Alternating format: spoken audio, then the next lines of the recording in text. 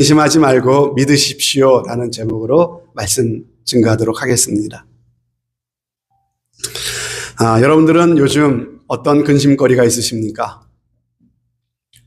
우리가 살면서 크고 작은 염려와 근심거리가 끊일 날이 없죠. 그런데 정말 우리가 살면서 가장 크게 걱정이 되고 또 가장 크게 염려와 근심이 될 때는 언제입니까?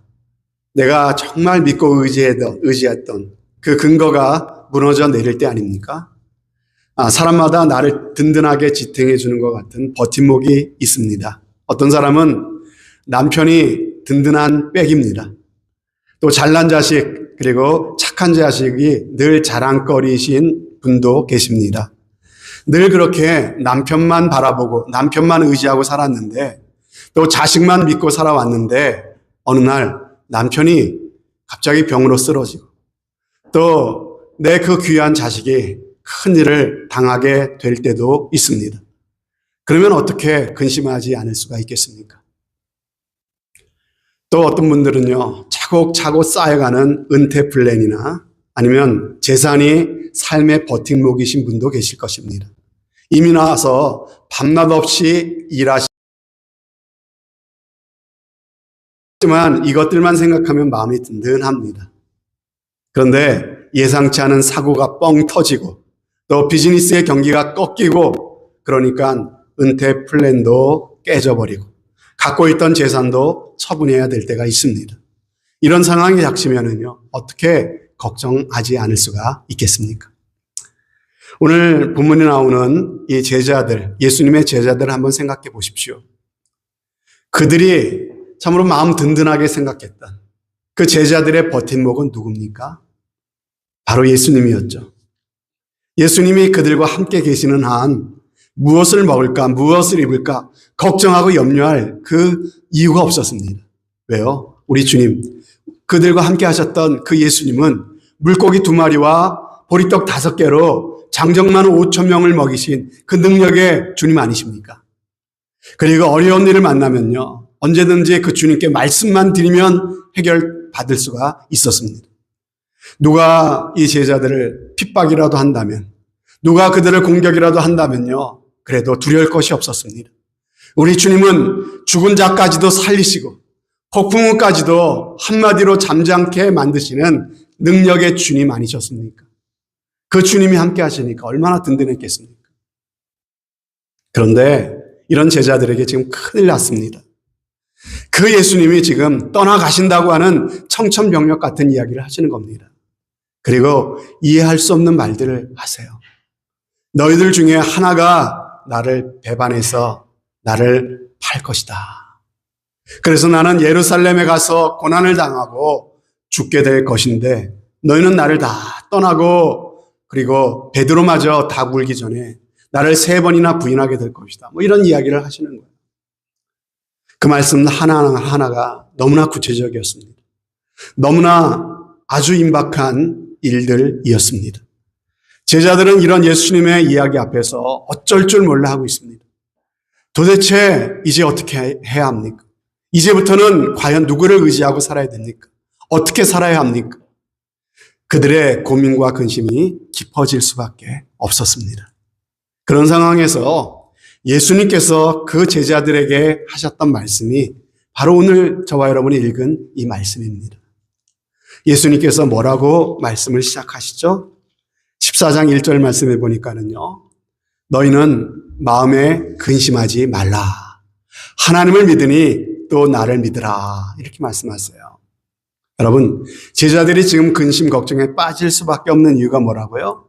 그토록 믿고 의지했던 예수님이 이제는 떠나가신다는 얘기 아닙니까?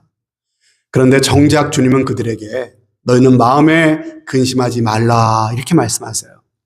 여러분, 주님이 이렇게 말씀하시는 근거가 뭡니까? 이런 상황에서도 제자들이 근심하지 않아도 되는 이유, 그럼에도 불구하고 그들이 평안 누리며 살아갈 수 있는 근거가 과연 무엇이었습니까? 오늘 그것을 함께 찾아보면서 오늘도 주님의 자녀로, 주님의 제자로 부름받은 저와 여러분들에게 주님은 똑같은 말씀을 하고 계세요. 너희는 마음에 근심하지 말아라. 하나님을 믿으니 또 나를 믿어라. 우리가 근심하지 않아도 되는 이유를 오늘 말씀을 통해서 우리 가운데 이야기하고 계시는 줄로 믿습니다. 첫 번째, 이 제자들이 근심하지 않아도 되는 이유는 무엇입니까? 예수님이 죽으시는 것이 믿음의 끝장이 아니었기 때문에 그렇습니다. 여러분, 우리가 잘못 생각하고 있는 것 중에 하나가 바로 이거예요. 죽으면 모든 게 다 끝장나 버린다고 생각하는 거죠. 죽음이 곧 패배고 죽음은 곧 절망이고 저주라고 생각하는 것입니다. 그러나 그렇지 않다는 거예요. 오늘 이 예수님을 보십시오. 예수님의 죽으심은요, 하나님의 뜻을 따르는 죽음이었습니다. 성부와 성자 간의 약속을 이행하는 그런 죽음이었다라고 하는 것입니다. 이것은 새로운 일의 시작이지 결코 끝이 아니었다라고 하는 것이에요. 보세요. 예수님이 죽으심으로 어떤 일이 일어났습니까? 오히려 예수님이 죽으셔서 새로운 시대가 열리게 되지 않았습니까? 죄인들을 율법으로 벌하시던 하나님께서 더 이상 사람들을 행위로 따지시지 않으시고 은혜로 부르시는 시대가 열린 것입니다. 세상 풍조를 따르고 육신의 욕망을 따라 살아갈 수밖에 없어서 죄와 사망의 종로로 타던 그러한 사람들이 이제는 예수님의 이름으로 모든 이 죄의 굴레에서 벗어날 수 있게 되고요. 사망에서 생명으로, 죄의 종에서 하나님의 자녀가 될 수 있는 축복의 시대가 바로 예수님의 죽음을 통해서 열리게 되었다고 하는 것입니다. 여러분, 그러므로 이 예수님의 죽음은요, 아버지 하나님께서 계획하신 죽음이고 그 아버지께서 요구하신 죽음이었습니다. 예수가 죄인들 대신 죽으면 예수 믿는 사람들을 살려주시겠다는 그 아버지의 약속이 걸린 죽음이었다고 하는 것입니다. 그러므로 예수님이 죽었기 때문에, 그 죽음 때문에 믿음의 소망의 근거가 사라지는 것이 아니라는 것이죠. 오히려 그 죽음 때문에 하나님을 더 믿고 신뢰할 수 있게 되는 것입니다. 그런데 하나님을 믿으니 또 나를 믿으라 이렇게 말씀하셨어요. 네, 근심하지 말라고 하시면서 하신 말씀이 하나님을 믿으니 또 나를 믿으라. 이 말씀은요, 하나님과 나는 하나여서 하나님과 나는 분리될 수 없다, 이런 의미가 이 안에 있어요.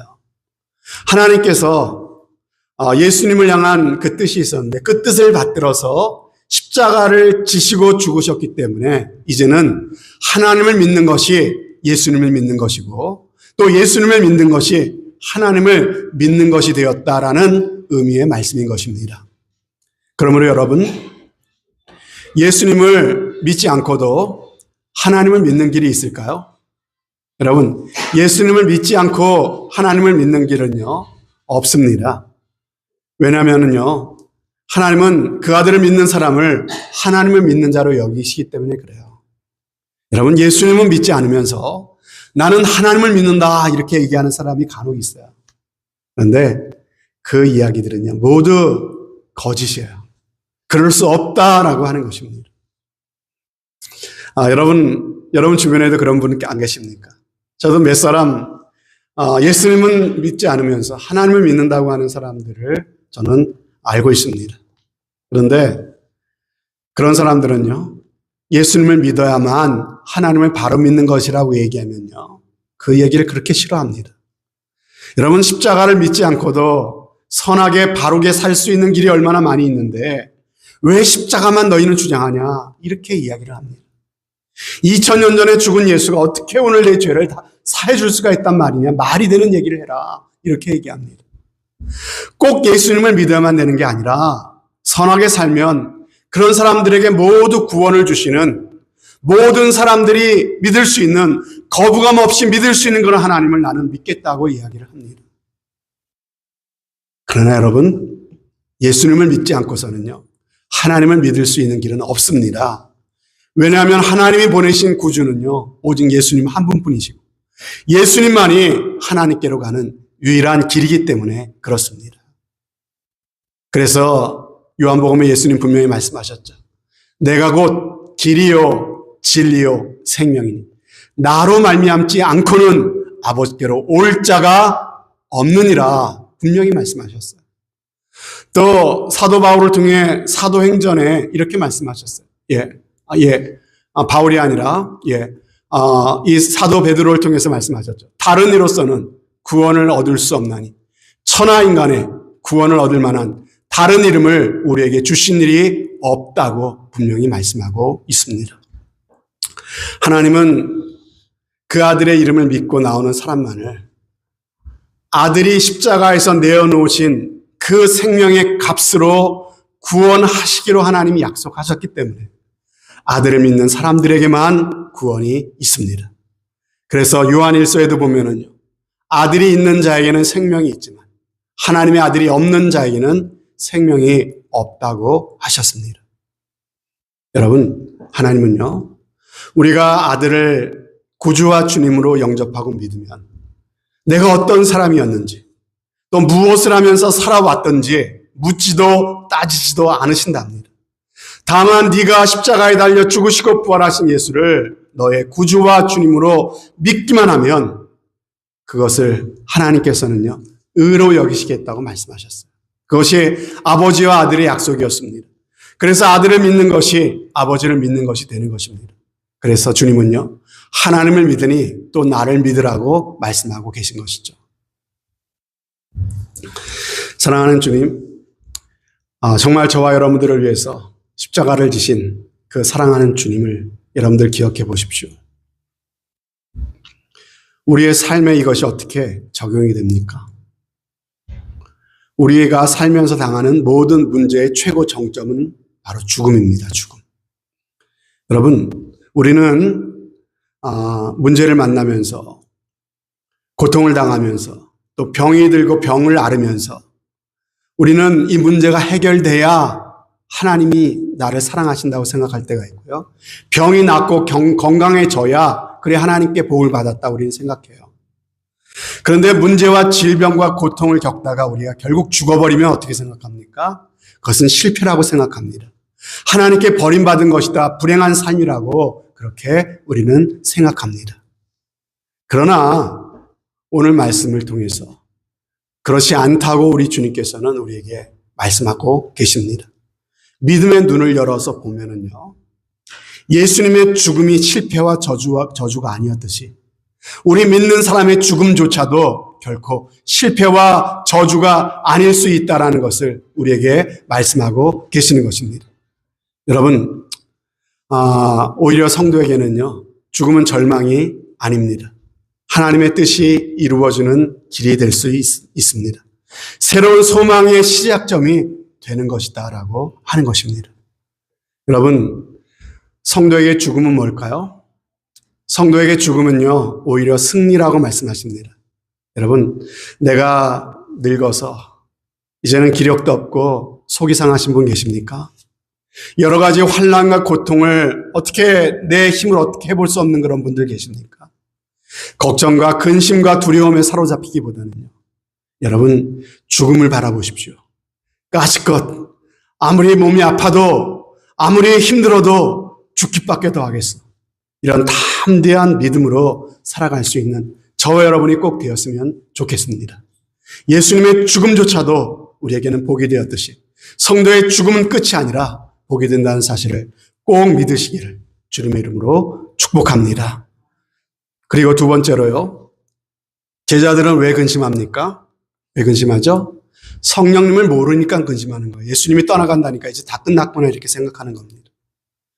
여러분, 주님이 떠나가시면 우리는 꼼짝없이 고와 같이 버려지게 되었구나. 여러분, 이제는 그들에게 진리를 가르쳐 줄 분도 안 계시고 사람들이 공격할 때 나를 보호해 줄 분도 안 계시는구나 그렇게 생각했죠. 그러나 이 제자들이 모르고 있던 것이 무엇이었습니까? 주님이 떠나는 것이 끝이 아니라 누가 오십니까? 주님이 떠나심으로 성령님이 오신다는 거예요. 성령이 오셔서 우리와 함께 하시는 것이 오히려 더 복이다라고 말씀하시는 것이죠. 그래서 주님은 내가 가면 또 다른 보혜사 성령을 너에게 보내주실 거라 말씀하시며 근심하지 말라 이렇게 말씀하고 계시는 것입니다. 여러분, 성령님은요, 육신으로 오셨던 예수님이 아버지께로 돌아가셔서 예수님 대신에 우리에게 보내주시는 제3위의 하나님이 바로 성령님입니다. 그래서 요한복음 16장에 보면요, 도리어 내가 이 말을 함으로 너희 마음에 근심이 가득하였도다. 내가 떠난다고 하니까 너희 마음에 근심이 가득하였다 그랬죠. 그러나 내가 너희에게 실상을 말하노니, 실상은 그게 아니야. 내가 떠나가는 것이 너희에게 유익한 것이 실상이래요. 왜요? 그 이유를 말씀하시죠. 내가 떠나가지 아니하면 보혜사가 너희에게로 오시지 아니할 것이고, 내가 가면 내가 그를 너희에게로 보내줄 것이기 때문에 내가 너희를 떠나는 것이 바로 너희에게 더 큰 축복이 된다라고 말씀하시는 것입니다. 예수님이 이 땅에 육신으로 우리와 함께 계시는 것보다 성령님이 우리 가운데 오시는 것이 우리에게 더 큰 유익이 된다라고 말씀하셨어요. 여러분 이 사실을 믿으십니까? 2000년 전에 예수님과 함께 밥을 먹고 함께 거닐면서 예수님으로 말미암아 마음 든든했더니 그 제자들보다 오늘날 성령님이 우리 가운데 함께 계시는 것이 우리에게 더 큰 축복이다라고 하는 말씀을 지금 예수님께서 말씀하고 계시는 것입니다. 여러분 그 이유가 뭘까요? 예수님은 육체를 갖고 계셨기 때문에 육체라고 하는 한계 속에 계셨어요. 시간과 공간을 초월해 계실 수가 없어요. 같은 시간에 여기 계시면 저곳에 동시에 계실 수가 없었습니다.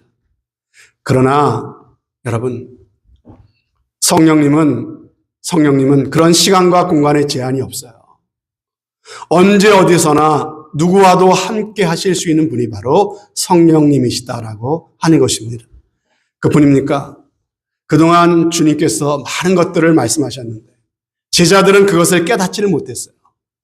그런데 성령이 오시니까 어떤 일이 벌어집니까? 놀랍게 주님께서 하셨던 이해할 수 없었던 그 말씀들이 이제는 하나하나 깨달아지기 시작하는 거예요. 실제로 성령님이 오시기 전에는 예수님이 떠나시는 것에 대해서 너무나 큰 실망과 좌절에 빠졌던 제자들 아닙니까? 근데 성령님이 오시니까 어떻게 변했습니까? 성령이 오셔서 그들에게 믿음의 눈이 열려지게 되니까요. 그들은 세상이 감당할 수 없는 믿음의 사람들이 된 것 아니겠습니까? 여러분 그러므로 성령님이 우리 가운데 계신 것이요. 더 큰 축복이라는 사실을 여러분들 기억하시기를 바랍니다. 제자들은 예수님이 가시면 이 성령님이 오신다는 사실을 몰랐기 때문에 근심했습니다. 그러나 주님은 내가 가면 내가 너희를 버려두지 않고 너희를 위해 성령을 보내주실 것이기 때문에 걱정하지 말라 말씀하고 계시는 거예요. 여러분 이것을 우리에게 어떻게 적용해 볼까요? 우리가 주님이 떠나는 것 같이 우리가 믿고 의지하던 것이 무너져 내리는 염려와 걱정에 휩싸일 때 여러분 주님은 결코 우리를 대책 없이 그와 같이 버려두지 않는다는 사실을 여러분들 믿으시기를 바랍니다. 주님이 떠나가시는 것 같아도요 떠나는 것이 아니에요. 우리를 위해 더 좋은 축복을 주님께서는 준비하고 계시는 것입니다. 여러분 주님께서 말씀하셨어요. 내가 너희를 그와 같이 버려두지 아니하리라. 주님은 그 말씀처럼 우리를 결코 홀로 내버려두지 않으십니다. 우리가 힘들고 어려운 고난 가운데 있을 때 내가 중환병에 걸려서 고통의 밤을 보내고 있는 그 순간에 우리 주님은 결코 나 혼자 버려두지 않으시고요. 반드시 우리를 참으로 찾아와 주시는 그 주님이십니다. 끝까지 우리를 책임져 주시는 주님이심을 믿으시기를 바랍니다. 여러분 그리고 우리 주님이 떠나시면서 우리 인생의 한쪽 문이 닫히는 것 같았어요. 그런데 기억하십시오. 하나님께서 우리 주님께서 우리 인생의 문을 닫으실 때는요. 반드시 또 다른 문을 열어주시는 하나님이신 것을 여러분들 믿으시기를 바랍니다. 하나님이 열어주시는 그 문은요. 우리에게 더 복되고 더 유익한 길이 된다는 사실을 꼭 믿으시기를 바랍니다. 그러므로 근심되고 어려운 일을 만날 때 하나님께서는 다 계획이 있으시겠죠. 우리 주님 다 계획이 있으시군요. 더 좋은 계획이 있으시군요. 이렇게 고백하시는 저와 여러분이 꼭 되어주시기를 주님의 이름으로 부탁을 드립니다. 그리고 마지막 세 번째로 이 제자들이 근심하지 말라고 하신 이유가 뭡니까? 예수님이 떠나가심으로써 하늘에 우리의 처소가 마련되기 때문에 그랬어요. 예수님이 떠나가셔서 하시는 일이 뭐예요? 너희가 있을 처소를 예비하러 가신다고 말씀하지 않았습니까? 그러니까 주님이 떠나가시는 것이 나에게 유익이죠. 그죠? 이 사실을 알게 될 때 우리는 염려할 필요가 없다는 것이죠. 그래서 오늘 말씀 2절과 3절에 보면요. 내 아버지 집에 거할 곳이 많도다. 그렇지 않으면 너에게 일렀으리라. 내가 너희를 위하여 거처를 예비하러 간다고. 가서 너희를 위하여 거처를 예비하면 내가 다시 와서 너희를 내게로 영접하여 나 있는 곳에 너희도 있게 하리라 그랬어요. 여러분, 지금도 저 유럽이나 중동에 가면은 왕족이나 귀족들이 있죠. 그죠? 그들은 성이나 아니면 대궐 같은 집에서 삽니다. 그런데 아무나 그 성 같은, 그 대궐 같은 집에 아무나 들어갈 수 없어요. 그죠? 경호원이 철저히 지킵니다. 아무나 들어갈 수 없어요. 그리고 그 왕족들이 사는 그 집은요, 그 방들이 엄청 많습니다. 만약에 그 왕족 중에서 어떤 한 왕자가 이 미국에 유학 왔다고 한번 생각해 보십시다. 근데 유학을 왔던 왕족이 이 왕자가 학교 친구들한테 이렇게 말을 했어요. 얘들아, 다음 방학 때는 우리 집에 가자. 우리 아버지 집에는 방들이 아주 많아. 내가 이번에 가면 너희들을 데리고 갈 수 있도록 내가 준비해 놓고 올게. 이렇게 이야기했다고 한번 생각해 보십시다. 그 말은요, 가서 방들을 내가 많이 만들어 놓고 오겠다 이런 말이 아니죠. 아버지께 이 친구들, 너희들을 성에 초대하고 들어올 수 있도록 허락을 받고 오겠다 이런 얘기 아니겠습니까? 예수님께서 지금 그 말씀을 하시는 거예요. 내 아버지 집에는 거할 곳이 많도다 하시면서 거처를 예비하러 간다 그랬어요. 거처를 예비한다고 하는 그 예비에 해당하는 단어가 위에 영어에 보면 prepare라고 되어 있죠. 준비한다. 그 거처를 준비하러 가시겠다. 예. 이 말씀은 천국에 너희가 있을 곳을 내가 짓고 오겠다 이런 말씀이라기보다는요. 가서 너희와 함께 그곳에 들어갈 수 있도록 내가 아버지께 허락을 받고 오겠다 이런 의미의 말씀으로 볼 수가 있어요. 여러분, 예수님께서 십자가에서 돌아가실 때 하나님께 뭐라고 그렇게 이야기했습니까? 그가 하나님께 이렇게 얘기한 거예요. 아버지여, 보시옵소서. 아버지의 뜻대로 내가 이 십자가에 달렸나이다. 내가 십자가에 피 흘려 죽었나이다. 이제 약속하신 대로 나를 믿는 저 죄인들을 받아 주옵소서. 하나님께서 그 기도를 들어주신 거예요. 그리고 그 기도를 즉각적으로 응답해 주신 것입니다. 여러분, 그 응답의 증거가 뭘까요? 예수님이 돌아가시는 순간에 지성소와 성소를 가로막고 있던 휘장이 둘로 갈라지지 않았습니까? 여러분, 그것이 뭘 의미합니까? 누구든지 예수 그리스도의 피를 힘입어 누구라도 그 지성소로 하나님께로 나아갈 수 있는 길이 열렸다라고 하는 것이죠. 이것으로 하나님은 죄인이 구원받는 길을 허락해 주셨음을 보여주신 것입니다. 그래서 주님께서 부활하셨을 때 허락받은 그 소식을 가지고 기쁘게 찾아오셔서 제자들에게 하신 얘기가 이거예요. 너에게 평강이 있을지어다. 그럼 두려워할 필요가 없다는 거예요. 평강이 있을지어다 이렇게 말씀하신 거예요. 왜?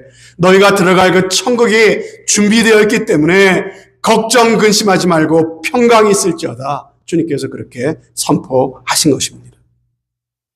여러분, 우리에게 이 천국을 준비해 주셨을 뿐만 아니라 우리가 그 천국에 들어가는 날까지 그 믿음 잃어버리지 않고 살아가도록 성령님을 보내주셔서 우리와 함께하고 계시다는 사실을 꼭 믿으시기를 바랍니다. 우리가 진리를 정말 내 마음 가운데 새기고 믿으면요, 세상 걱정, 염려, 근심을 우리는 떨쳐버릴 수가 있는 것이에요. 여러분, 우리가 인생 가운데 실패와 좌절을 겪는 일들이 있죠.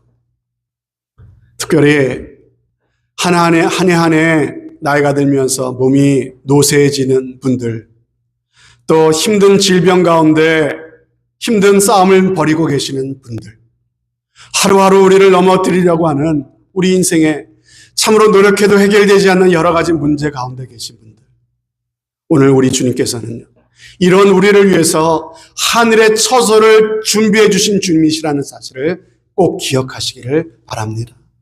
그러므로 우리 믿는 성도에게는요, 아무리 이 세상에서 어려운 일을 당해도요, 어떤 일을 만나도 어떤 질병을 걸려도 우리에게는 최후의 승리가 남아있다는 사실, 천국의 영생이 약속되었다는 사실을 꼭 마음 가운데 기억하시기를 바랍니다. 이처럼 우리 주님께서 참으로 걱정, 근심할 수밖에 없었던 제자들에게 근심하지 말라고 하시면서 세 가지 이유를 보여주셨어요. 첫 번째 뭡니까? 예수님의 죽으심이 끝이 아니다. 죽음이 끝이 아니다. 새로운 시작이라. 우리 인생도 까짓것 죽기밖에 더 하겠냐. 죽음이 끝이 아니라 새로운 시작이라는 사실을 기억하라는 거예요. 두 번째, 예수님은 우리를 떠나가시면 우리에게 성령을 보내주시겠다는 거예요. 여러분, 망한 것 같지만 망하는 게 아니에요. 홀로 버려진 것 같지만 결코 우리를 홀려두지 않으시겠다는 것입니다. 여러분, 참으로 사방이 막히고 앞이 캄캄한 그 순간에도 우리 주님은 우리와 함께 하십니다. 우리를 위하여 더 좋은 길을 준비해 주시는 분이신 것을 말씀하시는 것이죠. 세 번째, 예수님이 가셔서 우리가 들어갈 처소를 준비해 주시기 때문에 우리는 참으로 염려하지 않을 수가 있는 것이에요. 최고 승리가 우리 가운데 약속되어 있다는 것입니다. 우리가 이 예수님을 정말 바로 믿고 바로 안다면은 우리는 걱정, 근심을 우리는 내려놓고 하나님이 주시는 평안을 누리며 우리는 살아갈 수가 있습니다. 그런데 여러분, 안타깝게도 오늘 우리 가운데 그 예수님을 믿는다고 하면서도 여전히 걱정하고 근심하며 살아가는 사람들이 많이 있습니다. 여러분, 그렇게 살아갈 수밖에 없는 이유가 뭘까요? 왜 그럴까요? 그 이유를 찾아보면은요, 첫 번째로는요, 주님의 이 약속보다 보이는 현실을 더 믿기 때문에 그래요. 이 세상의 기준으로 모든 것을 판단하기 때문에 그렇습니다. 하나님의 말씀, 약속으로 판단해야 되는데 말씀보다 세상 기준으로 판단하고 보이는 현실을 더 믿어요. 그러니까 염려하고 근심할 수밖에 없죠. 돈 많은 사람이 여전히 부럽고, 좋은 대학에 들어간 아이의 부모가 더 부럽고, 나보다 건강한 사람이 부럽다고 하는 것이죠. 늘 비교하고 이런 마음으로 사니까요. 여러분, 어떻게 근심하지 않을 수가 있겠습니까? 하지만 우리는 이 세상에서 높아지는 것이 우리 인생의 목표가 아닙니다. 이 세상에서 더 많이 즐기고 누리기 위해 사는 사람이 아니라는 사실을 기억하십시오. 저와 여러분들은요, 하나밖에 없는 우리의 인생, 하나님께서 허락하신 그 하나뿐인 인생을 통해서 예수 믿고 하나님을 기쁘시게 하는 삶, 보람되고 가치 있는 삶을 살아서 천국에 들어갈 준비를 하는 사람인 줄로 여러분들 믿으시기를 바랍니다. 여러분, 이 기준이 달라져야 돼요.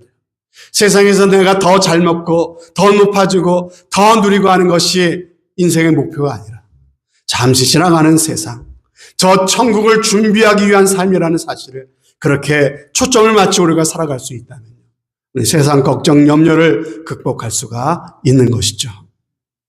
여러분, 그렇습니다. 내가 얼마나 가졌느냐가 내 인생의 성공의 잣대가 아닙니다. 내가 얼마나 누렸느냐가 내가 얼마나 잘 살았느냐를 보여주는 것이 아닙니다. 그럼 무엇입니까? 내가 이 땅에 살면서 얼마나 주님을 닮았는가? 내가 얼마나 영적으로 성숙을 이루었는가? 내가 얼마나 시련과 고난 가운데 잘 견디고 인내하였는가? 내 상황을 얼마나 믿음으로 해석할 수 있는 믿음의 눈이 있는가? 그리고 내가 내 삶 가운데 하나님의 뜻을 바라보면서 기뻐하며 감사하며 나는 살아가고 있는가? 내가 얼마나 주님의 몸된 교회를 사랑하고 내가 얼마나 주님의 말씀에 순종하며 살았는가? 내가 얼마나 내 주변에 하나님이 붙여준 그 사람들을 사랑하며 섬기는 삶을 살아냈는가? 이것이 우리의 삶을 얼마나 잘 살았느냐라고 하는 기준이 되어야 하는 것입니다. 우리의 삶의 목표는요, 달라야 되죠. 우리의 소망은 지나가는 이 세상에 있는 것이 아닙니다. 우리의 아버지의 집, 예수님이 마련하신 영원한 천국이 우리가 바라봐야 될 궁극적인 소망인 것입니다. 그런데 여러분, 우리가 이 믿음이 없어요. 그죠? 우리는 다 약합니다. 우리는 살다 보면 눈에 보이지 않는 그 천국을 바라보기보다는 당장 내 눈에 들려오는 대로, 내 귀에 들려오는 대로, 눈에 들어오는 대로 우리는 그렇게 치우칠 수밖에 없는 연약한 사람들입니다. 다시 말씀드리지만 이런 연약함을 주님은 아시기 때문에 주님께서 우리를 홀로 버려두지 아니하시고 누구를 보내주셨어요? 이런 우리를 도와주시기 위해서 성령님을 보내주셔서 오늘 우리와 함께 하십니다. 그 성령님을 의지하고 성령님의 도움을 구하고 찾고 의지하면 우리가 연약함에 휩싸여 살아갈 수밖에 없는 인생이지만 우리가 믿음으로 살아갈 수 있는 그 은혜도 성령님께서 우리의 삶 가운데 허락해 주시는 줄로 믿습니다. 그래서 우리는 기도해야 돼요. 여러분 열심히 기도해야 돼요. 자꾸 내 인간적인 마음이 올라오려고 하기 때문에 기도해야 돼요. 인간적인 걱정, 근심이 자꾸 올라오기 때문에 우리는 더 하나님께 기도해야 돼요. 언제까지? 내 마음의 걱정, 근심이 내 마음을 사로잡고 있다면요. 하나님 앞에 기도해야 돼요. 걱정, 근심이 사라지고 믿음의 눈이 열려서 하나님이 너와 함께 계심이 내 마음 가운데 현실이 되고 그것이 실제로 고백되어지고 그래서 내 마음의 걱정, 근심이 사라지고 평안이 임할 때까지 우리는 성령님의 도우심을 구하며 기도해야 되는 줄로 믿습니다. 그러면 하나님께서 우리에게 그러한 은혜를 베풀어 주십니다.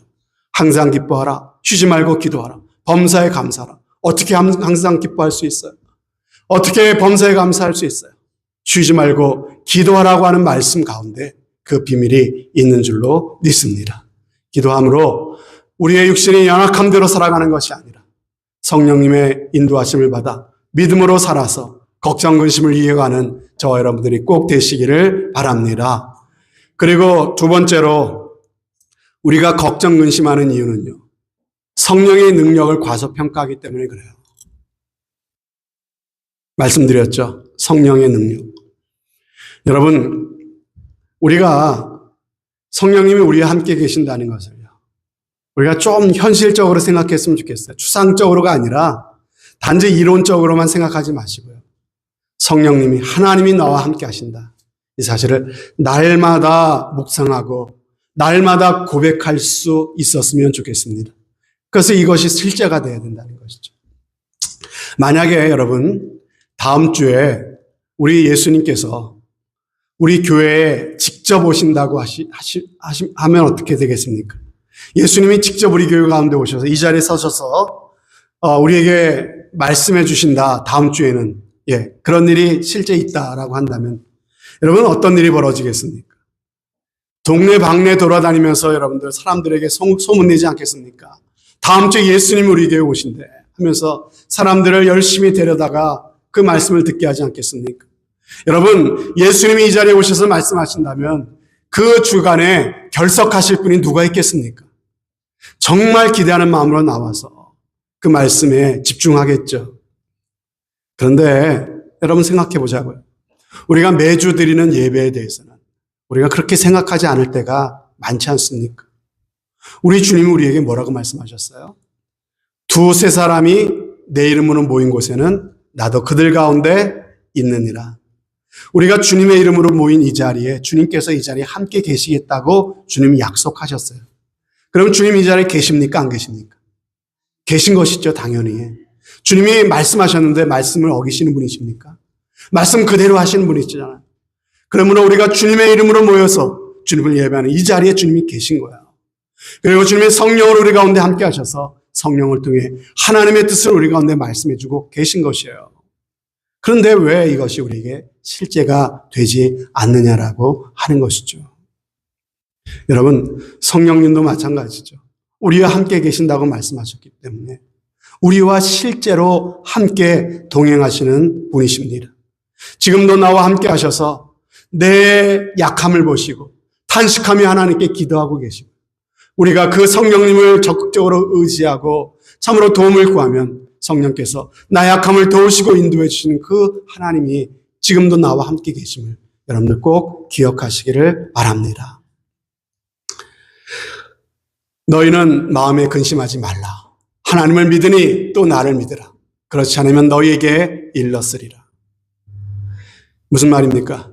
내가 떠남으로 내가 더 이상 너희를 돕지 못하게 된다면 내가 왜 이야기를 하지 않겠느냐. 하지만 그것이 아니니까 너희는 걱정하지 마. 무엇보다 내가 아버지께로서 너희에게 보낼 성령이 너희와 함께 하실 것이야. 성령이 너희를 도와줄 것이야. 그러니 걱정하지 말아라. 이런 말씀 아니겠습니까? 사랑하는 여러분, 말씀을 맺겠습니다. 우리가 살아오면서 굉장히 힘든 일을 겪으신 분도 계시고 지금 어려움을 겪고 계신 분도 계시죠. 이것저것 생각해보면 마음이 복잡해지고 잠도 안 오고 밥맛도 없고 참으로 근심 걱정밖에 할 게 없는 그런 분들 계십니까? 근데 여러분, 혹시 내가 지금 근심하고 있는 것이 이 주님의 약속을 믿기보다 세상의 기준으로 바라보고 있는 것은 아닌지 깊이 돌아보고 볼 수 있는 시간이 되시기를 바랍니다. 여러분, 믿음의 눈이 열려야 돼요. 그래서 바라보면 아무리 힘들어도 죽기밖에 더 하겠습니까? 여러분, 죽음이 끝이 아니잖아요. 새로운 소망으로 연결되는 시작이 되는 것 아닙니까? 그러니 우리가 더 걱정할 이유가 뭐가 있겠습니까? 뿐만 아니라 세상 끝날까지 나를 책임져 주시고 천국까지 인도해 주시고 성령님이 계시지 않습니까?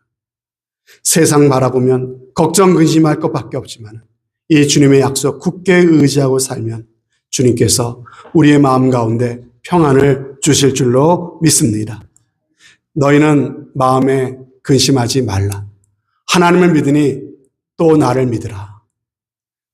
그 주님의 말씀을 이 시간 우리 마음 가운데 깊이 새기시기를 바랍니다. 그리고 내가 세상 끝날까지 너희와 항상 함께 있으리라.